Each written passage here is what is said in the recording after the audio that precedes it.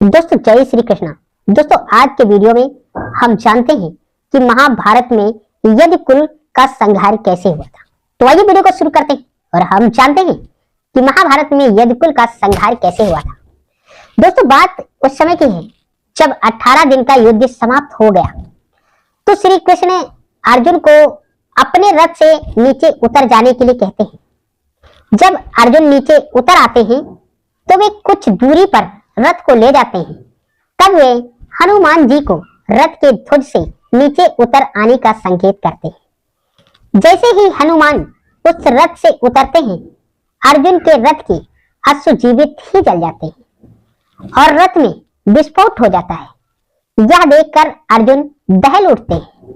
तब श्री कृष्ण उन्हें बताते हैं कि पितामह भीष्म, गुरु द्रोण, कर्ण और अश्वत्थामा के घातक अस्त्रों के कारण अर्जुन के रथ में यह विस्फोट हुआ है।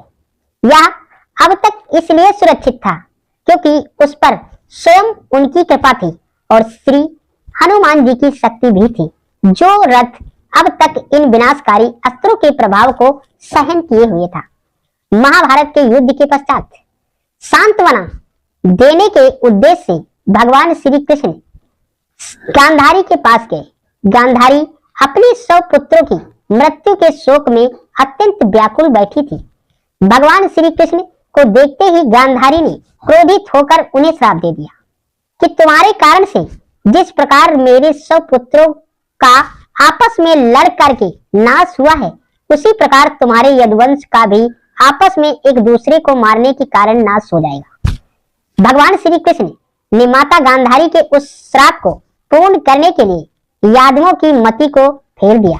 एक दिन अहंकार के वश में आकर कुछ यदुवंशियों बालकों ने दुर्वासा ऋषि का अपमान कर दिया। इस पर दुर्वासा ऋषि ने श्राप दे दिया कि यादव वंश का नाश हो जाए।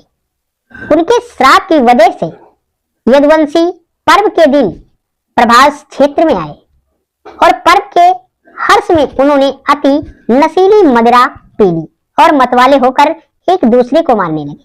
इस तरह से भगवान श्री कृष्ण को छोड़कर एक भी यादव जीवित नहीं बचा। इस घटना के बाद भगवान श्री कृष्ण महाप्रलय कर के स्वधाम चले जाने के विचार से सोमनाथ के पास वन में एक पीपल के वृक्ष के नीचे बैठकर ध्यानस्थ हो गए, जहां जरा नामक एक बहेलिये से भूलवश उन्हें हिरण समझकर विषयुक्त बाण चला दिया, जो कि उनके पैर के तलवे में जाकर लगा और भगवान श्री कृष्ण स्वधाम को पधार गए। उनकी मृत्यु हो गई। तो दोस्तों ये था आज का वीडियो, जिस वीडियो में हमने जाना कि यदु कुल का संहार कैसे हुआ था। अगर वीडियो पसंद आई तो वीडियो को लाइक करना, हमारे चैनल को सब्सक्राइब कर लेना ताकि हमारी आपकी मुलाकात रोजाना यूं ही होती रहे। दोस्तों जय श्री कृष्ण।